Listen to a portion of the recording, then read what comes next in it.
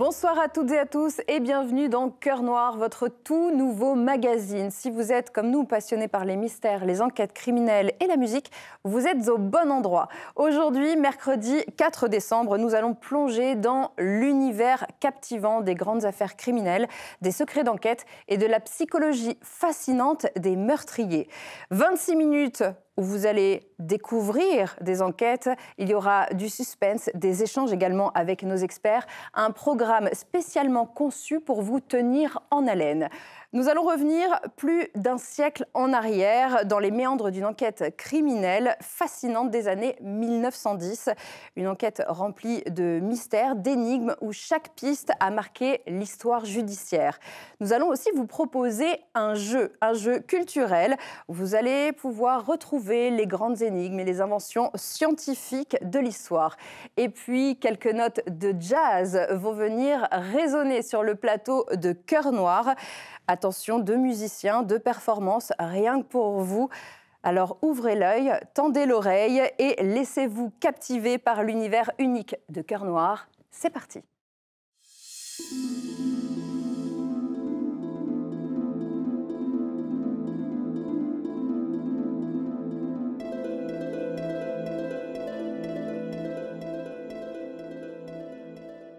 Bienvenue dans Cœur Noir, les premières notes de mystère résonnent sur le plateau et chez vous. Et il est temps pour moi d'accueillir les deux invités, les deux experts qui vont nous suivre sur le plateau de cette première édition. Avec moi ce soir, Jean Plissoneau, psychologue spécialisé en criminologie. Vous allez nous apporter votre expertise sur la psychologie des meurtriers et puis les enquêtes, la complexité des enquêtes. Vous nous éclairez sur tous ces sujets. Bonsoir Jean. Bonsoir. Également avec nous, Jérôme Renaudin, conseiller commercial chez Alliance Défense et Sécurité. Vous avez consacré 30 ans de votre carrière à la Gendarmerie nationale. Ancien enquêteur de la brigade de recherche de Palaiseau dans l'Essonne, vous apporterez votre regard sur le déroulement des enquêtes et les méthodes d'investigation. Bonsoir. Bonsoir. Ce soir, nous allons donc plonger dans une affaire fascinante, une affaire qui nous ramène en 1913, où science et psychologie s'entrelacent pour tenter de résoudre une énigme. Messieurs, avant de vous interroger sur ce sujet, place au reportage. Pour un 1er octobre, le temps est plutôt clément en cet automne 1913. Dans la campagne nantaise, où il fait plutôt bon vivre, vit la famille Maby, une famille plutôt noble du coin. En effet, dans la petite commune du Landreau, la famille Maby est plutôt connue. Le père est l'exploitant d'un vignoble et avec sa femme et ses 4 enfants, ils connaissent une situation pour le moins confortable. Mais ce matin d'octobre, Jean-Marie n'est pas levé. Et aussi futile qu'il puisse en avoir l'air, ce détail interpelle le voisinage car cela ne correspond pas du tout aux habitudes de Jean-Marie. Mais sans se douter une seule seconde de ce qu'ils allaient découvrir, les habitants du village se décidèrent d'aller jeter un coup d'œil à l'intérieur de la maison familiale. Mais lorsqu'ils ouvrirent la porte, la mère de famille et sa domestique gisaient dans une mare de sang. Terrifiés par cet effroyable spectacle, les voisins de la famille s'empressèrent d'alerter la gendarmerie et à l'arrivée des gendarmes, le bilan n'a fait que s'alourdir. Au total, 7 corps furent découverts dans cette maison de l'horreur. Grands-parents comme enfants, seul le petit Pierre, âgé de seulement 4 ans, a échappé à ce triste sort. Tous froidement abattus à l'arme blanche, la scène soulève un nombre inquantifiable de questions. Comment une famille tout entière n'a-t-elle pas su se défendre? Combien de coupables peuvent être impliqués dans cette histoire? Mais surtout, qui a bien pu être capable d'une telle monstruosité? Ce qui fait la particularité de cette affaire, c'est son coupable. Car oui, le coupable de cet horrible septuple homicide est connu. Mais justement, qui aurait pu imaginer que le coupable de ce massacre fût un enfant de 15 ans? Et pourtant, c'est bel et bien le cas.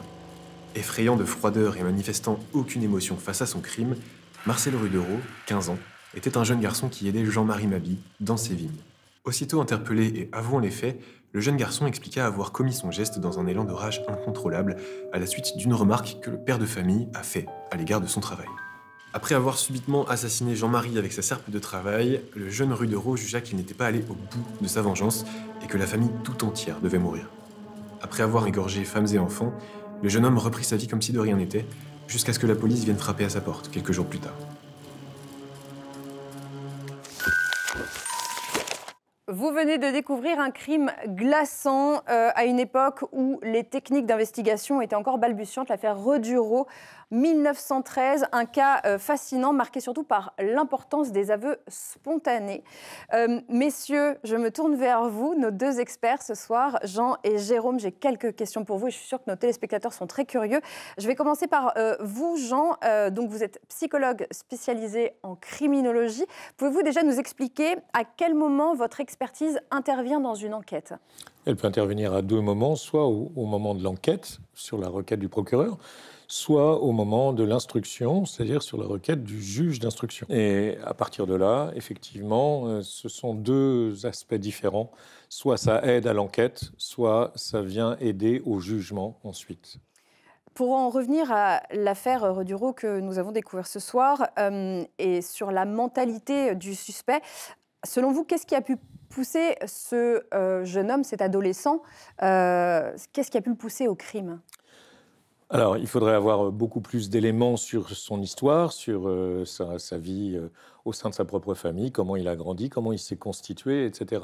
Effectivement, à 15 ans, ce n'est plus un enfant. À cette époque, en 1913, à partir de 12 ans, souvent, les jeunes hommes étaient ouvriers de ferme, ouvriers dans les viticoles ou ailleurs, etc.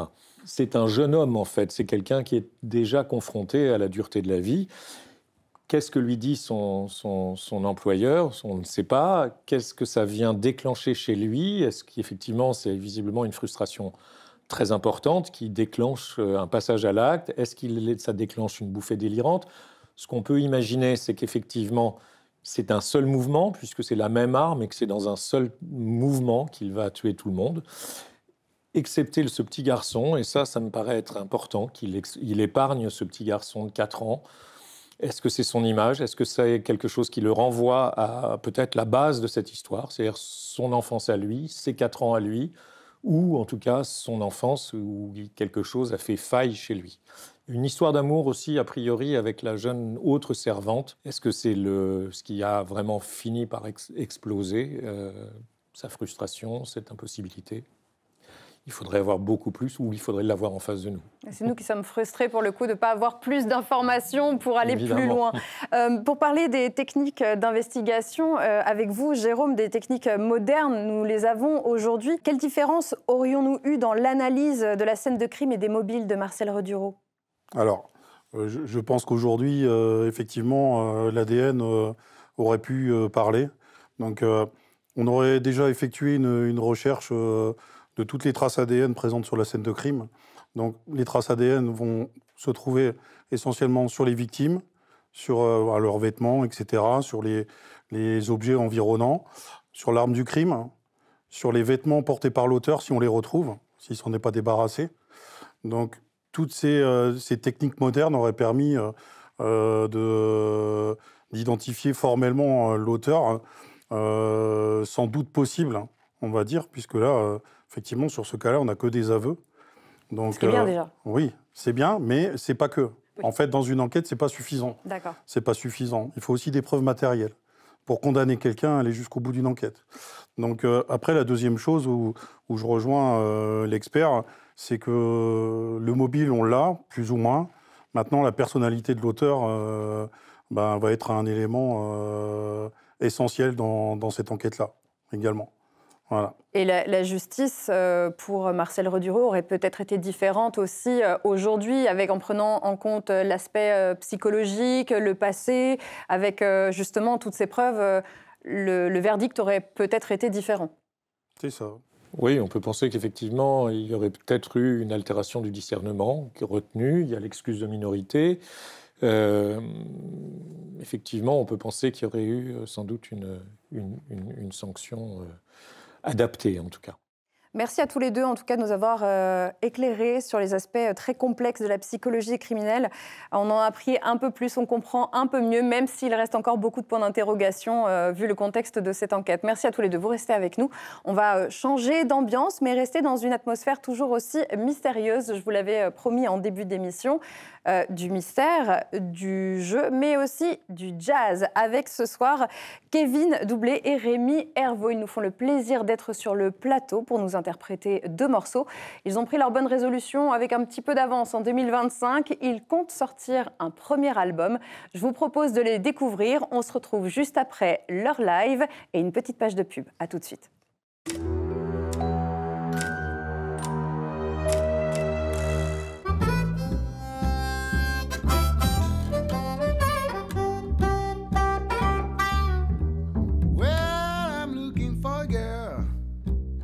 That only drinks lemonade. Well, I'm looking for a chick that only drinks lemonade. I haven't found one yet, but I've been told that a few was made. Yeah, you know the type, and I know it too. They stand at the bar drinking 10-cent brew. You ask them what they drink, or you already knows. They say whiskey every time to make you spend your dough. That's why I'm looking for a girl that only drinks lemonade. I haven't found one yet, but I've been told that a few was made. I met a chick, I thought she was so fine. I begged her to please, baby, won't you please be mine? I took her drinking one Friday night. She got 2 shots of momos and was ready to fight. That's why I'm looking for a girl that only drinks lemonade. Haven't found one yet, but I've been told that a few was made.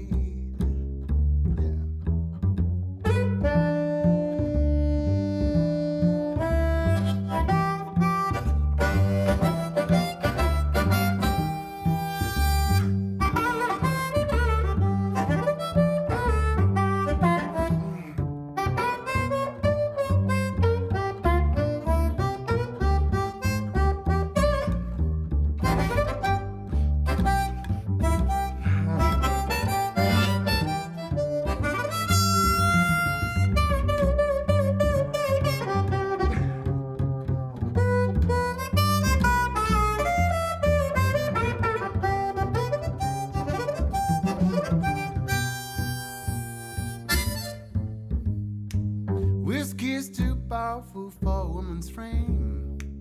Makes some chicks important, makes other chicks insane. It can make a girl wait in 104. Feet so powerful, she thinks she can even whip Joe. This time I know to be a solid fact, because I fell for one a little while back.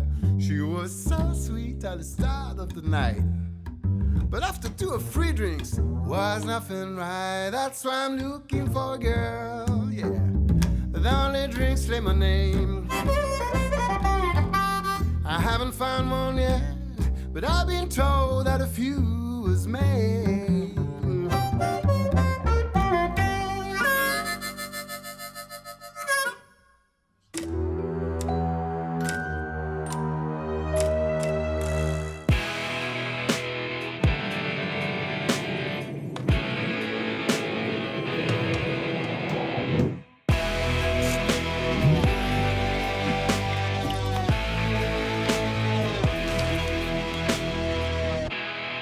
Morning Bloom, your spring.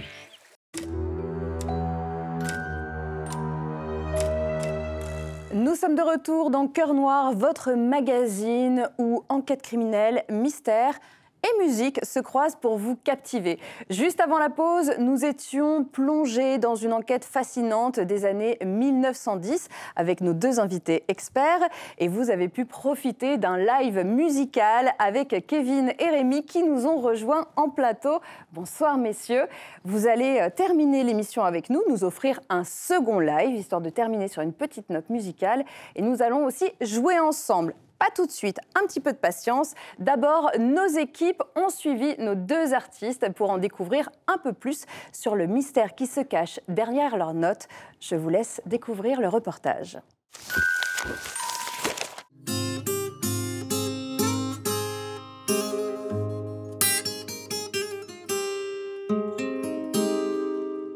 depuis peu, depuis cet été, on a un nouveau projet avec Rémi Herveau en duo. Rémi Herveau, qui est un formidable musicien, qui fait guitare classique dans notre duo, contrebasse et oud. Et du coup, j'ai pensé à lui, parce qu'il me semble que c'était vraiment la bonne personne pour ça, et je vous le confirme aujourd'hui. Pour la première fois de ma vie, à 46 ans, j'ai chanté en français, j'aurais dû faire ça avant, mais c'est comme ça. Je suis assez lent en général. Donc on a mis ça au répertoire, un morceau de Georges Brassens revisité, et puis aussi un morceau de Léo Ferré qu'on aime beaucoup, qui est très très beau, qui s'appelle La mémoire et la mer. On a mis ça dans le répertoire pour l'instant. C'est en évolution, constante, ça bouge, c'est vivant. Moi, je vais prendre la guitare, qui est là, la guitare folk, et puis Rémi va jouer du oud. Et là, je vais chanter des blues, et on va jouer ça, guitare folk, oud et chant, et on va partir sur des couleurs peut-être un peu plus,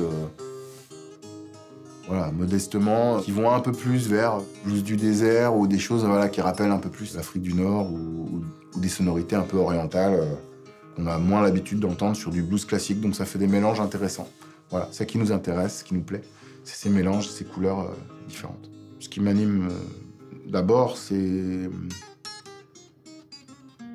cette passion, cette chose, un peu, j'allais dire, un peu ce feu intérieur au départ et qui est toujours présent.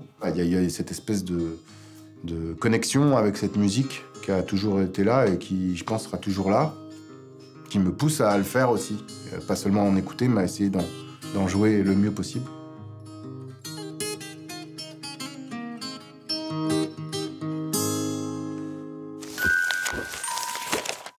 Vous venez d'en découvrir un peu plus sur l'univers fascinant de Kevin et Rémi, où chaque note semble raconter une histoire pleine de mystères et d'émotions. Et le mystère, il en est encore question dans cette émission Cœur Noir, nouveau magazine, dans lequel nous allons faire une petite pause un peu plus ludique, quoique sérieuse, puisque nous allons parler d'enquête criminelle et d'invention scientifique. Messieurs, je vous propose de jouer avec nous, et vous aussi à la maison, à l'enquête chrono. Je vais vous présenter, tout d'abord, on va jouer avec les enquêtes criminelles, les grandes affaires dont nous avons toutes et tous entendu parler. Et vous allez devoir les remettre dans l'ordre chronologique, ok ? Je vous présente les enquêtes. Le meurtre du petit Grégory, l'affaire Dupont de Ligonnès, l'affaire Patrick Henry, l'assassinat de Jean Jaurès et l'affaire Omar Haddad. Je vous laisse discuter, débattre. Ça m'intéresse un petit peu de connaître votre réflexion autour de ces affaires. À vous de les placer dans l'ordre chronologique. Je m'occupe de bouger les cartes. Je vous laisse à votre réflexion. N'hésitez pas à la partager, d'ailleurs, cette réflexion avec nos amis téléspectateurs. On va peut-être laisser les musiciens voir ce qu'ils en savent. Il y en a que je connais pas déjà. Moi, j'aurais dit on laisse les spécialistes. Ouais. C'est clair. On peut peut-être penser que Jean Jaurès, c'était le plus ancien. Donc on pourrait dire Jean Jaurès comme le premier. Tout à fait d'accord avec ça. Dupont de Ligonnès, c'était à Nantes il y a quoi, 10 ans? Alors 15 Dupont ans. de Ligonnès, moi je dirais que c'est le dernier. 15 On ans, pourrait peut-être. penser que l'affaire Patrick Henry, ça a été plaidé par Badinter et c'est juste avant l'abolition de la peine de mort. Donc on dirait la deuxième, l'affaire Patrick Henry. L'affaire Alors, Grégory, Alors, l'affaire Patrick Henry, excusez-moi, je ne vous ai pas suivi. Affaire Patrick Henry, vous m'avez En dit deuxième, on mettrait en deuxième. Ok.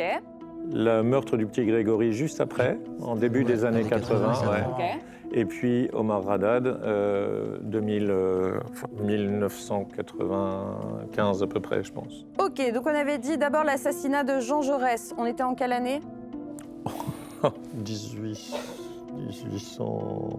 je sais pas. J'ai 1800. envie de les piéger un petit peu. Alors J'aurais là, pas la date. là, Première guerre mondiale, 1914. Jean Jaurès? Ah ouais, non. J'aurais pas la date. On a un petit doute, nos équipes vont... Moi j'ai 1914 sur mes fiches. 31 juillet 1914 à Paris par Raoul Villain, qui n'était pas très d'accord, ce Raoul Villain qui était nationaliste et pas du tout d'accord avec les idées de Jean Jaurès. D'accord. Ensuite, on fait un grand bond dans le temps. 1976 pour l'affaire Patrick Henry. Effectivement, le petit Grégory, tout le monde s'en souvient tragiquement, une affaire qui laisse encore beaucoup de mystères derrière elle. On était en 1984. pendant que le décor, lui aussi, commence un peu à s'effondrer. Tout va bien, restez avec nous. Je vous ai dit, c'est une émission pleine de mystères, Cœur Noir. Ensuite, 1991 pour l'affaire Omar Haddad et l'affaire du pont de Ligonnès. On était en 2010, un truc comme ça, non?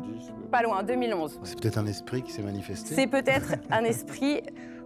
J'ai pas envie de croire à ça. On va abandonner les enquêtes criminelles pour l'instant. Et comme vous êtes très très fort, moi je vous propose de jouer avec les grandes découvertes et inventions scientifiques. Là aussi, vous allez devoir les placer du plus ancien au plus récent.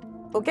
C'est peut-être un petit peu plus corsé celle-là. Et comme vous avez bien réussi sur le premier jeu, on est avec le portrait robot, l'identification par ADN, la reconnaissance faciale, les empreintes digitales et la création d'Interpol. Alors. Je crois qu'Interpol, c'est dans les années 80. Portrait robot, c'est ancien. Portrait robot, c'est ancien. Alors, le portrait robot et l'empreinte digitale, je ne sais pas ce qui est le premier en fait. C'est à peu près identique, ça, ouais, je pense. Je pense que c'est au début des années, fin des années 1800, début des années 1900. Donc on commencerait par empreinte digitale, empreinte digitale en numéro 1. Ou portrait robot, je ne sais pas. Après, le portrait robot, il y a peut-être des versions très anciennes. Ben c'est ça, c'est un des premiers. En termes de dessin. Ouais, peut-être portrait robot en premier, allez. Je mettrais le portrait robot en premier. Ok. Peut-être, je sais pas. Oui, moi, je ne dis rien. Ouais, vu que c'est décidé. Ouais. Après, alors reconnaissance faciale, c'est le dernier. Ça sera le dernier. Ça sera le dernier. Vous m'avez dit pour reconnaissance faciale, c'est le dernier. Ok. Peut-être Interpol et ADN ensuite. Interpol et ADN, oui. ADN, c'est 80. Le fichier ADN, c'est 92, je crois. 92, 93, ouais, un truc comme ça. Alors, on a dit le plus ancien, le portrait robot, ensuite les empreintes digitales, la création d'Interpol, l'identification par ADN et enfin la reconnaissance faciale. Empreinte digitale, en fait, on pourrait. Enfin, au niveau criminologie, oui. Le portrait robot est un simple dessin, en fait. Au départ, c'était. Oui, c'était ça, oui. On va dire ça. C'est ancien.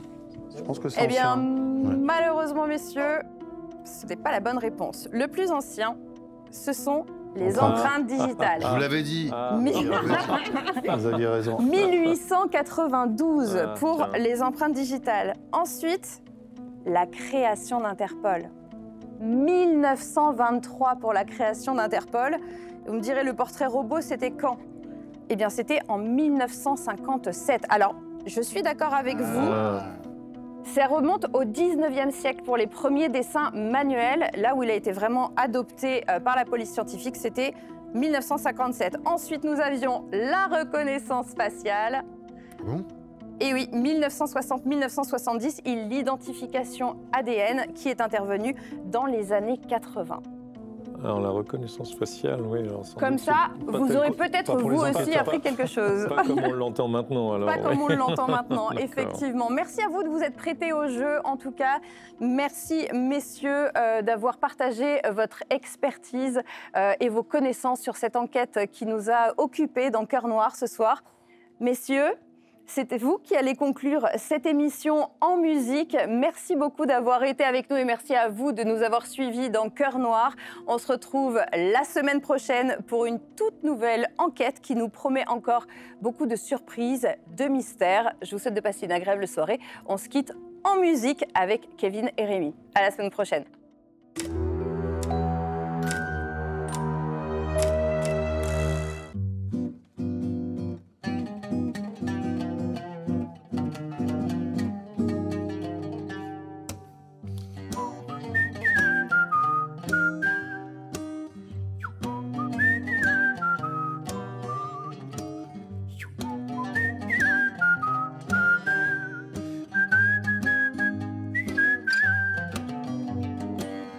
Long way from home, ain't nothing to eat, nothing to drink, I'm all alone.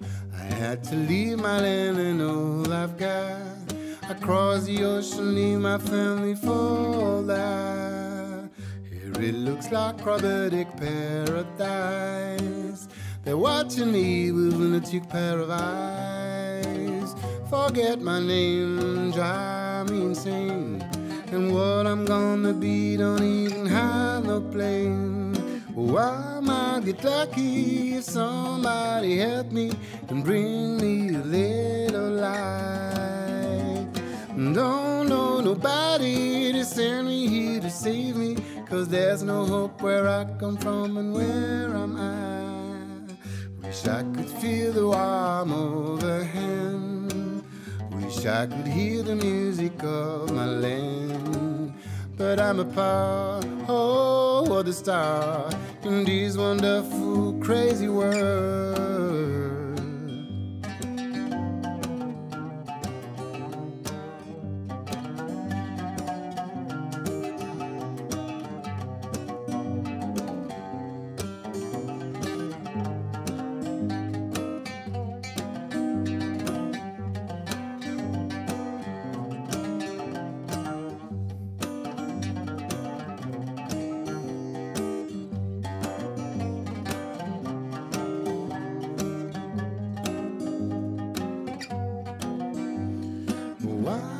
Get lucky if somebody help me and bring me a little light.